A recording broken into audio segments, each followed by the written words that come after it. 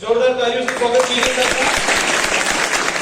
और इसी के साथ उपकरण उड़ाकर स्वागत करने के लिए वर्तमान आरएएस का भविष्य के आरएएस और साथ में ही नेशनल लाइब्रेरी के एमडी कानू जी और रोहित जी से मैं निवेदन करूंगा कि आकर सर का उपकरण उड़ाकर स्वागत करें। तो सामने आपके खड़े वर्तमान आरएएस को स्वागत करने आ रहे हैं, ये है भविष्य।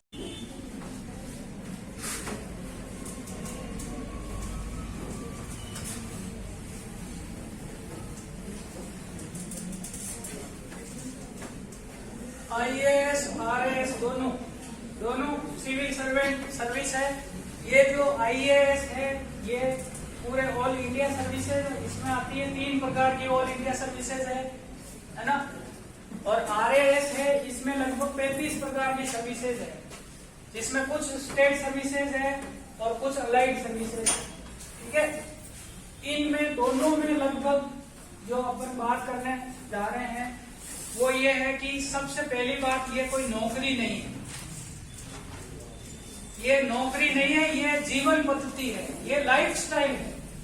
जैसे ही आप आरएएस की या आईएएस की तैयारी करते हैं, आप कभी सफल नहीं भी होते हैं, लेकिन आपने मन लगा के अगर तैयारी की है तो आपके पास इतना सब कुछ नॉलेज और इतनी चीजों के बारे में आप अवेयर होते हैं कि आप किसी बिजनेस में जाते हैं या आप समाज में कहीं भी जाते हैं, आप हर जगह सफल हो जाएंगे। सिविल सर्विस ऐसा एरिया है, ऐसी लाइफस्टाइल है जो आपको हर चीज से, हर व्यवहार से, हर व्यक्ति से, हर स्थिति से, हर सब्जेक्ट से अवेयर रखती है।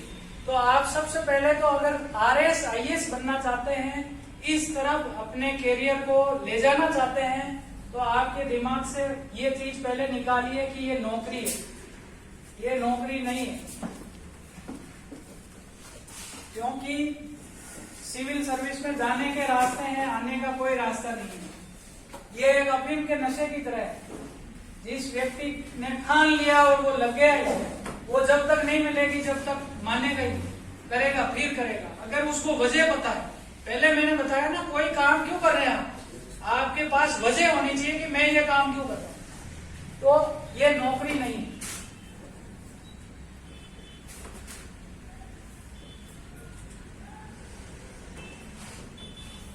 जब आप सेलेक्ट हो जाते हैं तो आपका जो एक्सपेंड है, आपका एक्सपेंशन है, वो कहाँ होता है। अगर आप आईएएस बनते हैं तो पूरे देश में, पूरे विश्व में, और आप आरएएस बनते हैं तो पूरे राज्य में। क्योंकि सपोज मैं आरपीएस नहीं बना या एसडीएम नहीं बनूंगा या तहसीलदार नहीं बनूंगा या किसी भी पर्टिकुलर पोस्ट पे नहीं लगूंगा, लेकिन अभी 900 तो इस नई भर्ती में 1051 वैकेंसी है। इनमें से लगभग 850 लोगों को मैं जानता हूँ पर्टिकुलर। हम मेडिकल में मिले हैं, इंटरव्यू देते टाइम मिले हैं, टेस्ट सीरीज में मिले हैं, और टॉप 500 है उन सबको तो मैं जानता हूँ। तो ये बंदा चाहे गंगानगर में लगेगा, चाहे बांसवाड़ा में लगेगा, चाहे कहीं लगेगा, मेरा एक्सपेंड पूरे राजस्थान में है, पूरे सब डिपार्टमेंट में है, सारे सरकारी ऑफिसेज में है। अगर आप आरएएस आईएएस सिविल सर्विस की तरफ जाते हैं तो इसको जीवन पद्धति लीजिएगा। कभी भी ये मत सोचिए कि मैं 10 से 5 की नौकरी की, 5 बज गए, मेरी गाड़ी उठाई, मैं घर जाऊंगा। नहीं जा सकते, कभी आपको 24 घंटे भी रुकना पड़ेगा।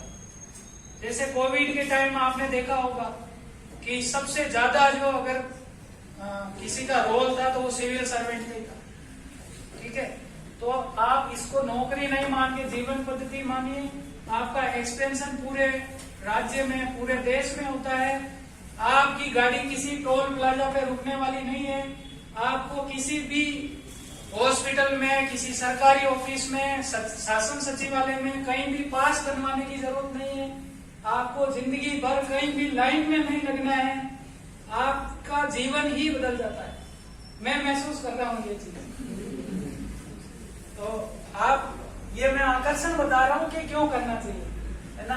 और नौकरी नहीं, जीवन पद्धति क्यों है, ये चीज मैं बता रहा हूँ। जैसे ही आप कहीं फोन करते हैं, कहीं बात करते हैं, तुरंत अरे साहब, तो वो एक अलग से जो सम्मान है, वो सम्मान बाकी चीजों में नहीं आकर के यहाँ आपको बहुत मिलेगा, बहुत ज्यादा। और आपके पास पास जिस भी डिपार्टमेंट में आप होते हैं वहां आपके पास करने के लिए बहुत कुछ होता है। जैसे सपोज आप आबकारी विभाग में जिला आबकारी अधिकारी बन गए या वीडियो बन गए, सपोज मुझे वीडियो की पोस्ट मिल जाती है तो मेरे अंडर में लगभग 50 ग्राम पंचायतें रहेंगी।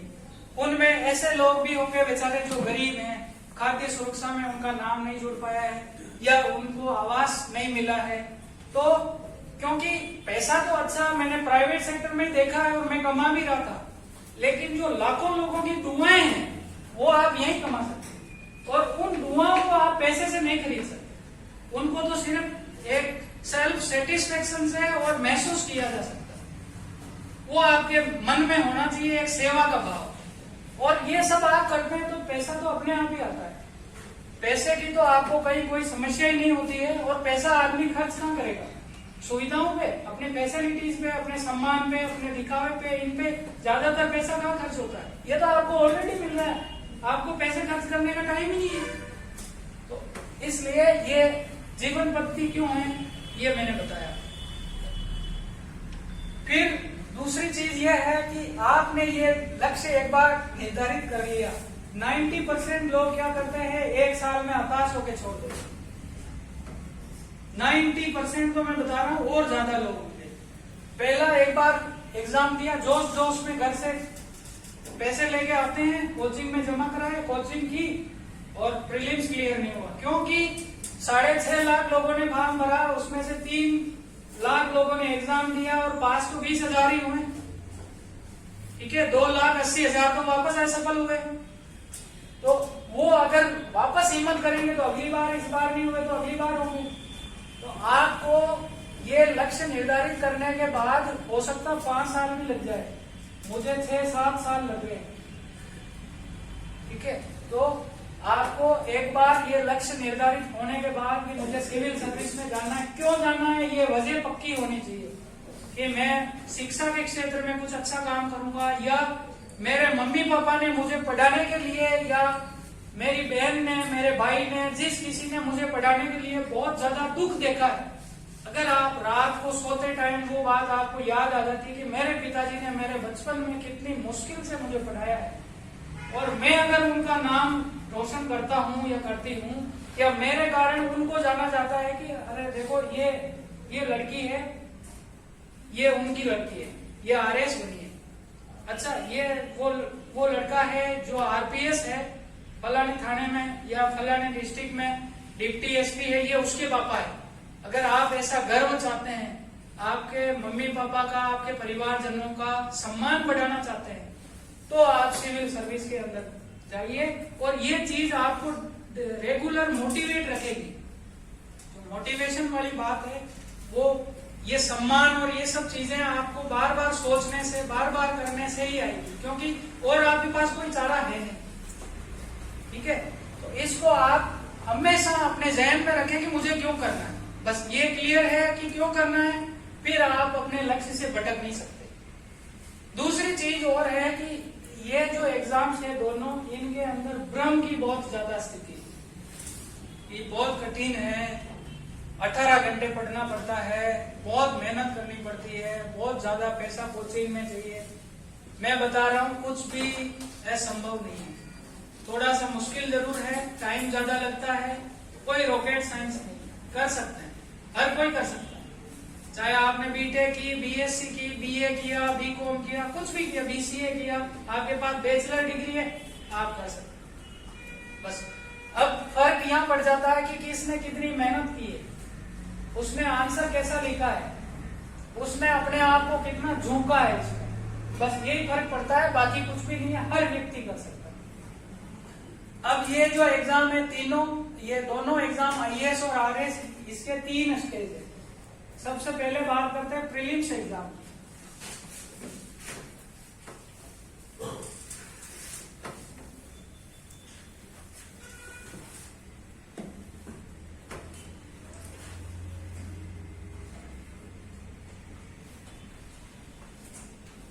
सबसे ज्यादा डर इसी से लगता था मुझे तो, क्योंकि प्री जो एग्जाम है इसमें बहुत अनसर्टेन है।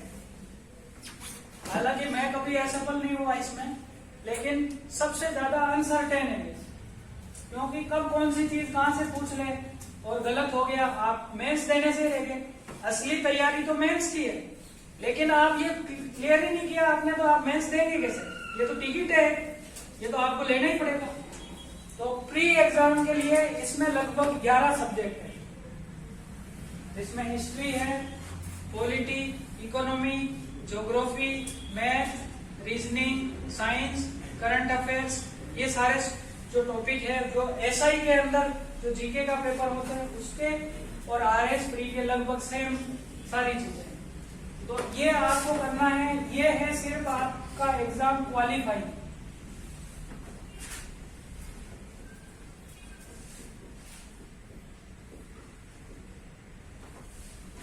कई हमारे साथ तैयारी करते थे, वो इसमें तो 120 130 नंबर लेके आ गए, लेकिन मेंस में कभी नहीं निकला।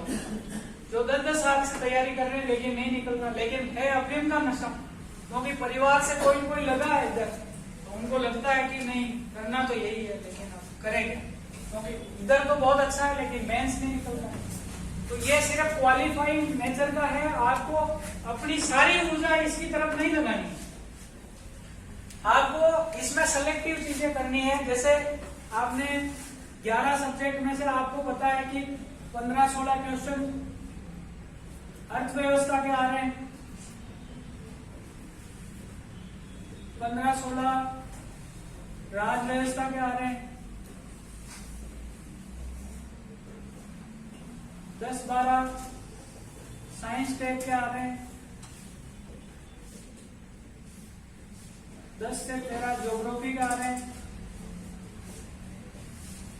इस तरह से सारे सब्जेक्ट है, इनके इतने इतने आ रहे हैं। आपका कोई भी पर्टिकुलर एक टॉपिक अगर नहीं हो पा रहा है तो आप उसको छोड़ दीजिए। आपको ये देखना है कि मेरे 75-80 क्वेश्चन कैसे बनते हैं, आपको सटीक, फिर उनमें से गलत नहीं होना चाहिए, है ना। आप पूरा फोकस आपने इस पे कर दिया और फिर मेंस एग्जाम की आपने तैयारी नहीं की तो आप असफल हो जाएंगे। तो प्री और मेंस इनकी इंटीग्रेटेड तैयारी करनी चाहिए, क्योंकि हिस्ट्री, इकोनॉमी, पॉलिटी और ज्योग्राफी ये चारों सब्जेक्ट है, ये आपके प्रीलिम्स में भी है, ये आपके मेंस में भी है। तो प्री का एक पेपर होगा, 150 क्वेश्चन आएंगे और क्वालिफाइंग नेचर का है, और अभी तक 50% से ऊपर कभी कट ऑफ नहीं रही। आप सोचेंगे इतनी कम कैसे? क्योंकि पेपर का लेवल राजस्थान में सबसे टफेस्ट है। अभी 84 पॉइंट कुछ गई है, पिछली बार 76 थी, उससे पहले 78 ऐसी कुछ थी, उससे पहले 63 थी। आप सोचिए 200 में से 63 मार्क्स केवल, 84 मार्क्स केवल 200 में से ला सकते हैं। क्यों? क्योंकि ये क्वालिफाइड नेचर का है। तो जो जेन्युइन अभ्यर्थी हैं, जो जेन्युइन तैयारी करने वाले हैं, वो मेंस पे फोकस करते हैं, इस पे ज्यादा फोकस नहीं करते। तो आपने अगर इसकी तैयारी की है, इसमें पहले तरीका मैंने बता दिया कैसे करना है। आप बुक लिया है, सिलेबस, अनसोल्ड पेपर, सारी बात वही है, बार बार रिवीजन करते गए। एग्जाम की जैसे ही डेट आती है, नोटिफिकेशन आता है, उसके बाद आप वापस वही टेस्ट सीरीज वाला तरीका आप कीजिए। आपके कितने आ रहे हैं, तो इससे जो क्वेश्चन गलत होने की प्रोबेबिलिटी है वो कम हो जाएगी। आप प्रैक्टिस करेंगे, है ना। ये हिस्ट्री, इकोनॉमी, पॉलिटी, ज्योग्राफी यहाँ तक आपने बढ़िया अच्छे से कर ली, ये आपका प्रीलिम्स क्वालिफाई हो गया। उसके बाद मेंस एग्जाम के अंदर 4 पेपर है, कुल 4 पेपर मेंस एग्जाम में। या इसमें कोई समस्या है आपको? अब ये एक एक सब्जेक्ट के बारे में मैं अगर पूरे सिलेबस को बताऊंगा तो काफी लंबा टाइम लगेगा और एक दिन में पॉसिबल भी नहीं। तो आप ये सिलेबस निकाल के, और अगर आपको आरएस बनना, आईएएस में भी यही सिस्टम है, सिलेबस में थोड़ा सा अंतर है। यहाँ पे राजस्थान का पोर्शन है, उधर राजस्थान का पोर्शन नहीं होके नेशनल, इंटरनेशनल लेवल का थोड़ा डीप, ठीक है। तो ये आपका जैसे ही क्वालिफाई होता है, इसमें आपने चारों हिस्ट्री, इकोनॉमी, पॉलिटी, ज्योग्राफी वाले कंप्लीट कर रखे हैं। और कई बार ये होता है कि वैकेंसी कब आएगी, आप सिविल सर्विस की तैयारी कर रहे हैं, तो मुझे लगता है कि वैकेंसी का वेट कभी नहीं करना चाहिए। वैकेंसी आ भी जाएगी, चली भी जाएगी, आप देखते रहेंगे। आप कितने तैयार हैं? आप तो तैयार नहीं है, और वैकेंसी कब आएगी उसमें अपना टाइम खराब कर रहे हैं। तो मैं मानता हूं कि ये रेगुलर एक साइकिल है, 2 साल में 3 साल में जब भी भर्ती आए। अभी गवर्नमेंट ने कुमावत कमेटी बनाई है और उसकी रिकमेंडेशन पे ये जो अभी प्रेजेंट सरकार है बहुत ज्यादा मतलब फोकस कर रही है। तो हो सकता है कि हर साल भर्ती निकले इस साल से 2022 से। आगे फ्यूचर के घर में क्या है पता नहीं, लेकिन भर्ती निकलेगी जरूर। सिविल सर्वेंट, पुलिस, टीचर, इनकी भर्ती तो निकालनी है गवर्नमेंट को, क्योंकि इनके बिना काम चलता नहीं है। तो आपको ये नहीं देखना कि वैकेंसी कब आएगी चली जाएगी, है ना। आप रेगुलर करते रहिए। मान लो ये आपका क्वालिफाई नहीं हुआ, आप दूसरे दिन से वापस लग जाएंगे प्रीलिम्स में। मान लो इस बार किसी का नहीं हुआ, एग्जाम दिया और वो तो RS IS की तैयारी कर रहा है, उसका नहीं होता है तो वापस लग जाइए आप दूसरे दिन। अगली भर्ती आएगी उसमें तो होगा, कम से कम अपनी कमियों को आइडेंटिफाई कीजिए और वापस लग जाइए। अगर आपने यहाँ से हिम्मत हार अपने हथियार डाल दिए और हिम्मत हार गए, अगली बार की भर्ती भी आएगी और चली जाएगी। तो मैं मान के चलो कि यहाँ तक हम समझ चुके हैं। मेंस का है,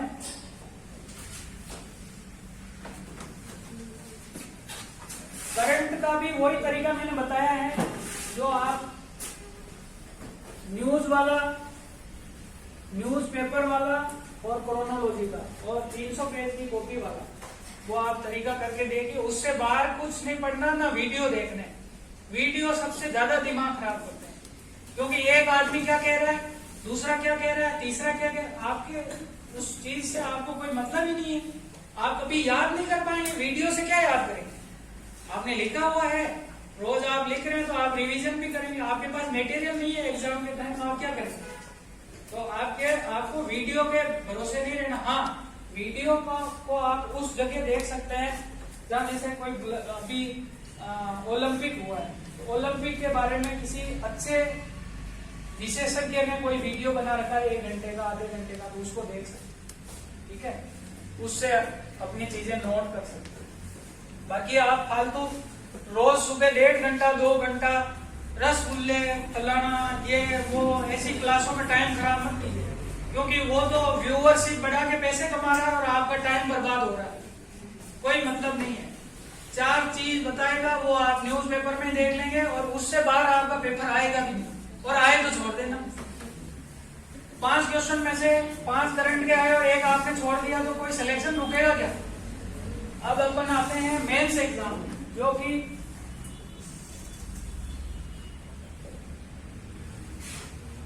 आपकी रैंक डिसाइड करता है।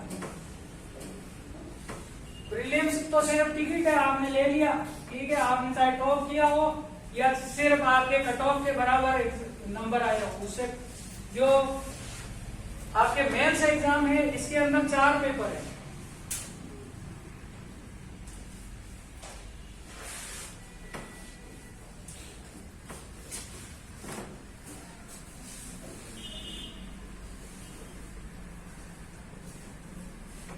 पहला पेपर है ये 200 नंबर का है, ये भी 200 नंबर के 4 पेपर है। ठीक है, पहला पेपर है, इसमें वापस 3 यूनिट है। जो यूनिट फर्स्ट है ये 75 नंबर की। मैं शॉर्ट में निपटा दूं या बात करें, बताओ? शॉर्ट में ये जो यूनिट फर्स्ट है ये 75 अंक की है और ये है, इसमें है इतिहास।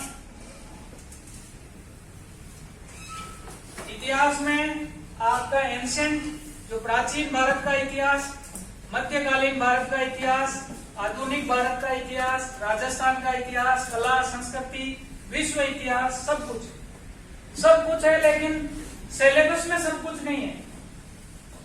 मतलब एरिया सारा कवर किया हुआ है लेकिन सिलेबस में सब कुछ नहीं है, ध्यान रखना। जैसे आप इसका पहला टॉपिक देखेंगे तो उसमें लिखा हुआ है सिंधु घाटी सभ्यता से लेकर ब्रिटिश काल तक कला संस्कृति साहित्य और परंपरा, ये दिया हुआ है। आप सिलेबस देखना है ना, तो आपको वही चीज पढ़नी है।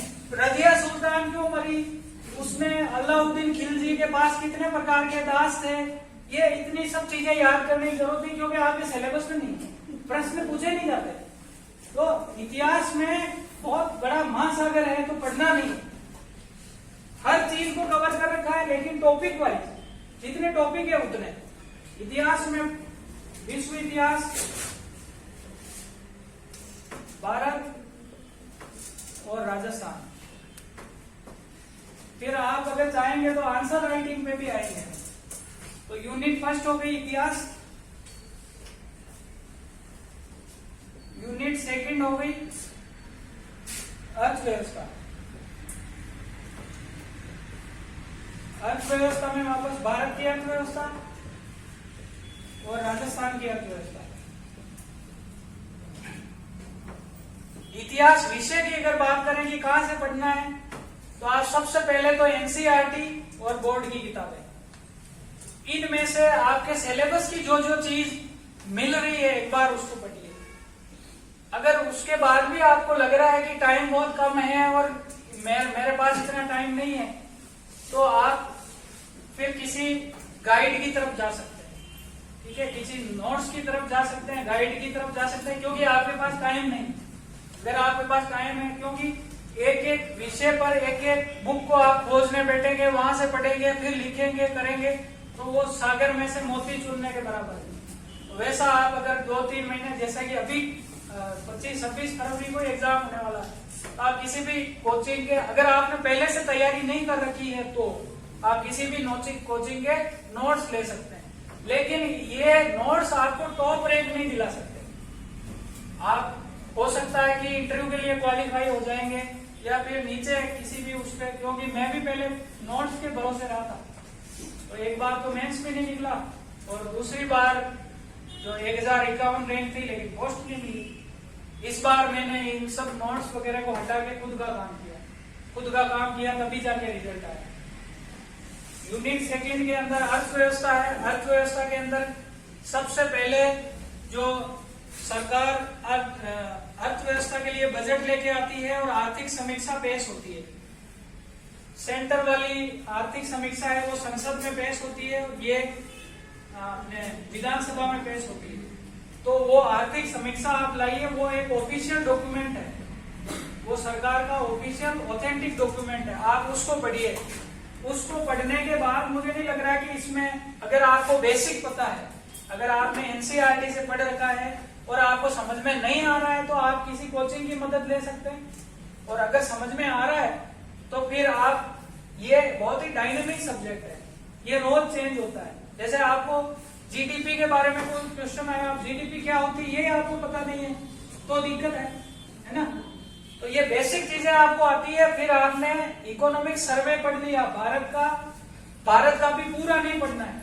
जैसे खाद्य प्रसंस्करण दे रखा सिलेबस में, अभी नया जोड़ा, तो खाद्य प्रसंस्करण का पूरा चैप्टर है किसमें, इंडियन इकोनॉमिक सर्वे में, वहां से आपने पढ़ लिया।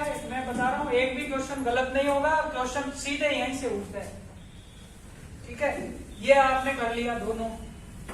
राजस्थान की अर्थव्यवस्था, तो राजस्थान के इकोनॉमिक सर्वे से सिंगल पॉइंट बाहर नहीं आता है। 2013, 2016, 2018 तीनों के मेंस के पेपर आप उठा लीजिए, इकोनॉमिक सर्वे को उठा लीजिए, एक भी चीज बाहर से नहीं पूछी। यूनिट ये जो है 75 अंक की है, ये वाली है 65 अंक की। इनमें वापस क्वेश्चन के टाइप्स अलग अलग है। कुछ क्वेश्चन आपके 15 शब्द के,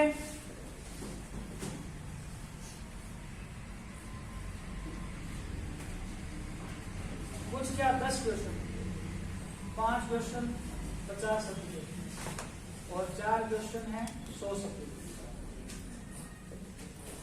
ठीक है। यूनिट सेकंड होगी। अब यूनिट थर्ड में वापस 3 टुकड़े हैं।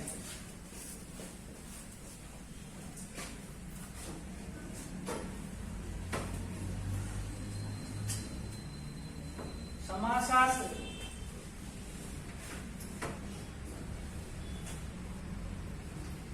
मैनेजमेंट जिसको प्रबंधन बोलते हैं, और तीसरा है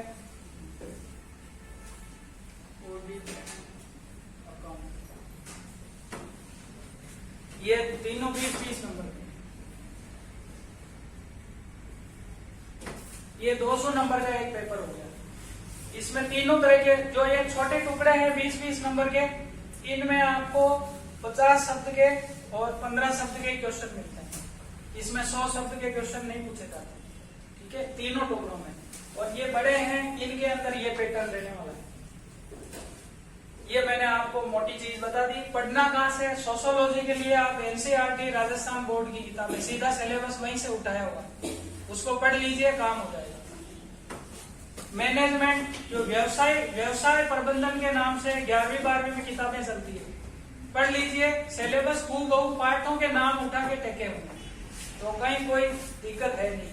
ऑडिट अकाउंट के लिए जो ये अकाउंट वाला है, ये आपको मैनेजमेंट वाले में थोड़ा मिल जाएगा, और ऑडिट वाला जरूर थोड़ा सा ये आपको एनसीईआरटी में उसमें नहीं मिलेगा। ऑडिट क्या होती है, सोशल ऑडिट क्या होती है, ये थोड़ा सा किसी टीचर से आपको पढ़ना पड़ेगा या किसी नोट्स की थोड़ी मदद लेनी, ठीक है। इजीली कॉमर्स का कोई भी टीचर आपको ये चीज बता दो, कोई ज्यादा समस्या नहीं। पेपर पहला हो गया। दूसरे पेपर के अंदर वापस ये 3 यूनिट है, लिखूं पूरा या शॉर्ट में बताऊं? अब झेल नहीं पा रहे हाँ?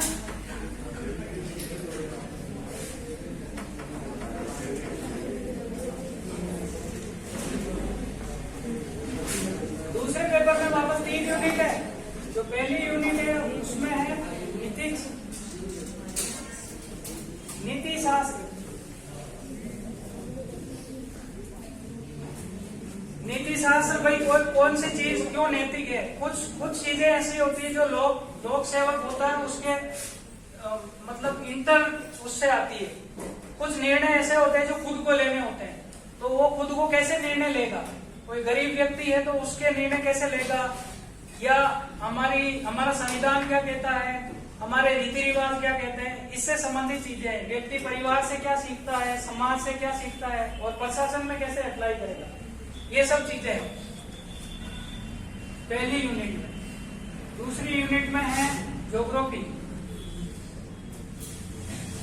तीसरी यूनिट में है साइंस टेक्नोलॉजी 70 नंबर की है, ज्योग्राफी 65 नंबर की है, और नीति शास्त्र 65 नंबर की। ये हो गया आपका सेकंड पेपर।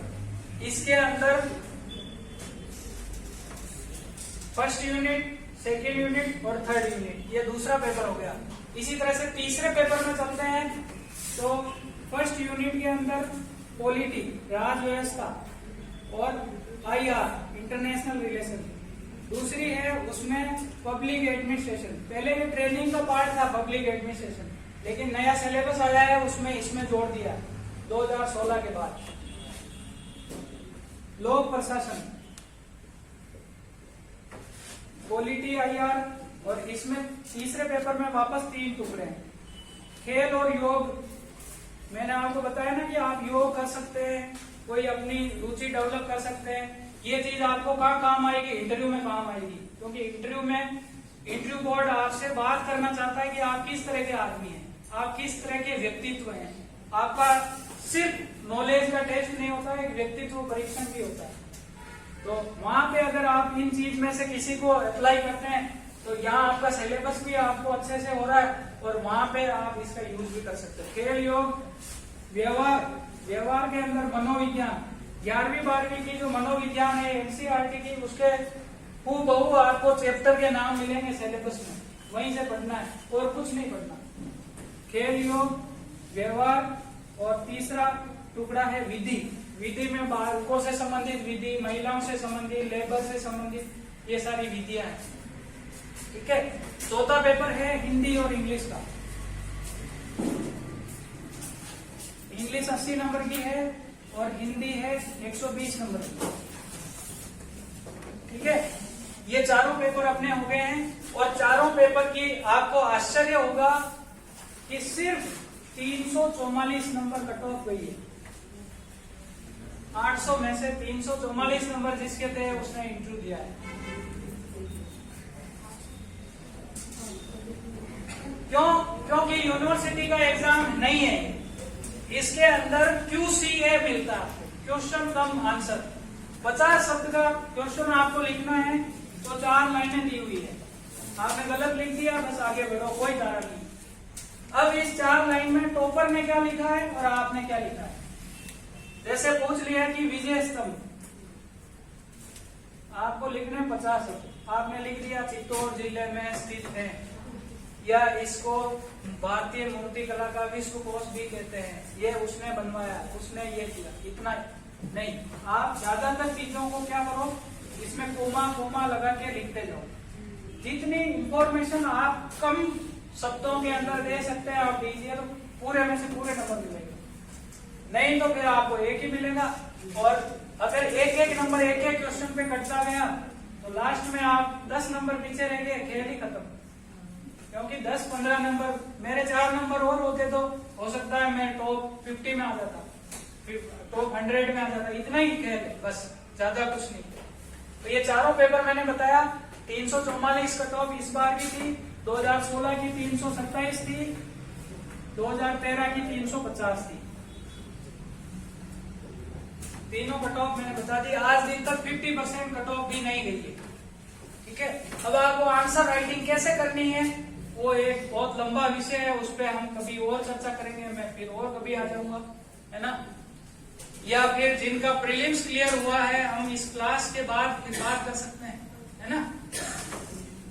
तो ये हो गया। अब अगली स्टेज आती है इंटरव्यू। इंटरव्यू में सबसे ज्यादा भ्रम की स्थिति ये होती है कि ये मंत्री जी का बेटा है, इसको ज्यादा नंबर मिलेंगे, या फिर ये इसके पास बहुत पैसा है, जिसने पैसा दिया होगा, इस तरह की भ्रम की स्थितियां होती है। लेकिन मैं आपको एक विश्वास दिलाना चाहता हूँ, मेरा कोई लिंक कोई कुछ नहीं था, और मैं इंटरव्यू बोर्ड के साथ इतना मतलब व्यवहारिक तौर से मिल गया था, हमारी बातचीत इतनी अच्छी हुई थी, मेरा इंटरव्यू हो रहा था तभी मुझे लग गया था कि मुझे 70 नंबर मिलेंगे। मुझे बहुत शानदार नंबर मिले। क्यों? क्योंकि मैंने इंटरव्यू की इतनी प्रैक्टिस की है। मैंने मिरर प्रैक्टिस की सबसे पहले तो, कि पहले मैं दूसरे के पास मॉक इंटरव्यू देने से पहले कम से कम ये तो देखूं, मैं मेरी तरफ से तो ओके हो जाऊं, मैं मेरी नजर में तो सही बनूं कि मैं सही बोल पा रहा नहीं बोल पा रहा हूं। तो इसका सबसे अच्छा तरीका है आप डिजिटल मीडियम यूज कीजिए। आपने मोबाइल लगाया, जैसे कोई भी आप आरएस क्यों बनना चाहते हैं, सबसे पहला पॉइंट यही आता है, वहां पे सबसे पहला क्वेश्चन यही, क्यों बनना चाहते हैं। आपने आंसर दिया मैं सोशल सम्मान के लिए, या फिर मैं, कई लोग बोलते हैं समाज सेवा करना चाहते हैं। समाज सेवा तो शिक्षक भी कर रहे हैं, पटवारी भी कर रहे हैं, और यहाँ तक कि एक दूध बेच रहा है वो भी कर रहा है ना। तो आपके पास पर्टिकुलर रीजन होना चाहिए कि आप क्यों, मतलब आप इंटरव्यू बोर्ड को कैसे सेटिस्फाई कर रहे हैं, और आप डिजर्व करते हैं ना, आपको मार्क्स मिलते हैं, आपको कोई नहीं रोक सकता। तो ये भ्रम कभी हमारे दिमाग में नहीं रखना चाहिए कि वो उनका बेटा है या उसको ज्यादा मिल गए, आपने यहाँ पे ज्यादा नंबर आप लेके आ गए। ये इतना सिक्योर तरीके से चेक होता है, ऑन स्क्रीन मार्किंग से कॉपी चेक होती है। इसमें ऊपर का पेज पहले फाड़ लेते हैं, फिर एक डिजिटल नंबर का एक बार कोड होता है 8-10 कोड का, तो उससे वो जाती है, तीसरी एजेंसी इसको स्कैन करके सिस्टम में डालती है, और ऑन स्क्रीन मार्किंग में जो कॉपी चेक करते हैं किसी चौथी जगह पे, वहां पर जो प्रोफेसर होते हैं वो अपने पास मोबाइल नहीं रख सकते, कुछ नहीं रख सकते, वहां एक लैब में बैठेंगे, ऑन स्क्रीन पे अपना सब्जेक्ट चेक करेंगे और ओके कर देंगे, वो सेव हो जाएगा। कौन सी किसकी कॉपी किसने जांची, मुझे लगता है 0% चांस भी नहीं है यहाँ कि ये कुछ लीक हो जाएगा, इतना लीक प्रूफ सिस्टम है। और फिर भी अगर अपने को अगर हीन भावना आती है कहीं ना कहीं, तो आपके पास क्या आप मंत्री के बेटे हैं? नहीं है, फिर पढ़ाई ही जरिया है। या आपके पास 50 लाख है? नहीं है, आप पढ़ाई ही जरिया है। 50 लाख होंगे तो वहां आरएस क्यों बनेंगे? 50,000 रुपए वैसे ही बैंक ब्याज दे देगा ना, घर बैठे बैठे खाओ या कोई बिजनेस कर लो। तो ये बात है, आपको हीन भावना नहीं लानी है। आप अगर डिजर्व करते हैं तो आप जरूर सफल हो जाएंगे, ठीक है। तो आपने इतना इत्मीनान से, इतना तन्मयता से सुना, उसके लिए आपका बहुत बहुत धन्यवाद करता हूँ। सबसे बड़ी चीज तो ये है कि रामलाल जी सर को जैसे मेरी बात हुई और इन्होंने कहा कि हाँ जरूर, तो इसके लिए इनका भी मैं आभार व्यक्त करता हूँ।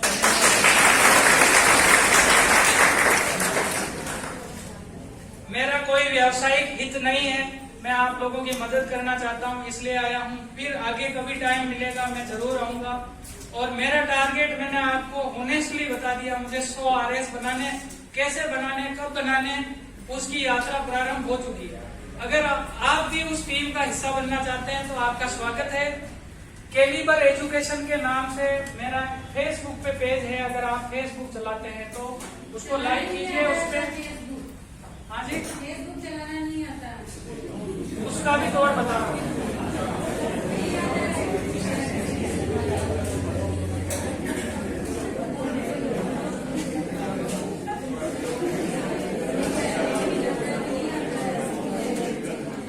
कैलिबर एजुकेशन के नाम से फेसबुक पेज है, इसी नाम से आपको टेलीग्राम पे एक चैनल मिलेगा। वहां पे मैं डेली एग्जाम के लिए कौन सी चीज इंपॉर्टेंट है उसके न्यूज़पेपर की कटिंग डालता हूं, और आप विद द प्रूफ देख सकते हैं। एक भी क्वेश्चन बाहर नहीं आया इस प्रीलिम्स में। मैंने 11-12 वीडियो डाले थे, 5 प्रश्न सीधे आए हैं। YouTube पर भी कैलिबर एजुकेशन के नाम से एक चैनल बना रखा है, उसमें मैंने फ्लैगशिप योजनाओं के 11-12 वीडियो डाले हैं। आप देखिए और पेपर देखिए, मेरी बात मत मानिए, सीधे सीधे 4-5 क्वेश्चन आए हैं। और न्यूज़पेपर की क्लिपिंग्स डेली इस टेलीग्राम चैनल पर मैं डाल रहा हूँ, फेसबुक पे डाल रहा हूँ, आप देख सकते हैं, आपको उचित लगता है तो ठीक है, आप लाइक कर दीजिए इसको, तो आपके पास नोटिफिकेशन आएगा जी। अब मेंस एग्जाम, इंटरव्यू पूरी हमने बात कर ली। और भी किसी का कोई डाउट है तो पूछ सकते हैं या ओवर करें। अभी मैं एक चीज बताऊं, 2 लाइनों में मेरी भावनाएं व्यक्त कर रहा हूं। वैसे ज्यादा शेर व शायरी का टाइम मिला ही नहीं जीवन में कभी। जीवन में असली उड़ान अभी बाकी है, हमारे इरादों का इम्तिहान अभी बाकी है। अभी तो नापी है बस मुट्ठी पर जमीन, अभी सारा आसमान बाकी है। बहुत बहुत धन्यवाद, क्योंकि इतने दिन मैंने खुद ने मेहनत कर ली। अब मुझे परफॉर्मेंस दिखानी है जनता के सामने, सरकार के सामने, और लोगों की अपेक्षाओं पे खरा उतरना है। आज मैंने आपके सामने बात तो कर दी कि मेरा टारगेट ये है, लेकिन अब मेहनत करनी है, आगे प्रूव करके दिखाना है। मेन चीज है रिजल्ट दिखाना। आपका धन्यवाद, बहुत बहुत आभार।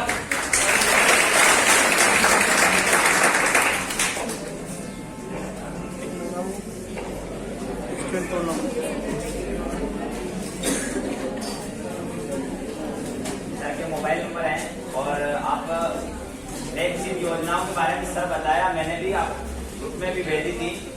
सारी सरकार की जितनी भी योजनाएं हैं वो आप आने वाले एग्जाम में, जो वीडियो का एग्जाम आ रहा है उसमें भी यूजफुल है, RS में गई, क्योंकि सारी की सारी योजनाएं जो कंपटीशन एग्जाम में पूछी जाती है वो सेकंड ग्रेड, फर्स्ट ग्रेड सभी एग्जाम में करंट अफेयर से संबंधित, वो इन योजनाओं से संबंधित जो भी क्वेश्चन आते हैं, नई नीति है, रोजगार नीति है, ऐसे विभिन्न योजनाएं जो है उसमें फ्लैगशिप योजना में दे रखी है, तो आप ग्रहण करें।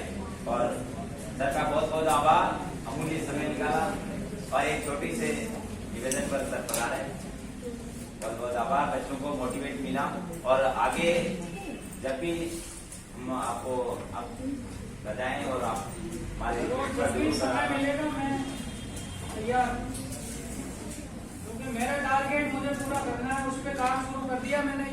ये चैनल वगैरह सब बना दिया, फ्यूचर में आगे और बहुत कुछ करने वाला हूँ, ठीक है। और अभी जो मेंस देने वाले हैं वो और कुछ अगर उनकी जिज्ञासा है तो हम अलग से और बात कर सकते हैं। इसके अलावा भी किसी को ये लगता है कि मैंने यहाँ क्लास में क्वेश्चन नहीं पूछा, तो वो बाद में मैडम का क्वेश्चन था कि मुझे फेसबुक चलाना नहीं आता, तो आप सीख लीजिए, है ना। या फिर आप टेलीग्राम भी आपको चलाना नहीं आता है, क्योंकि आप प्रशासन में अगर जा रहे हैं ना, तो आपको सब चीजों से अभ्यस्त होना पड़ेगा। ई-गवर्नेंस का टाइम है, तुरंत आपकी संपर्क पोर्टल पे शिकायत हो जाएगी, ऑनलाइन आपको वही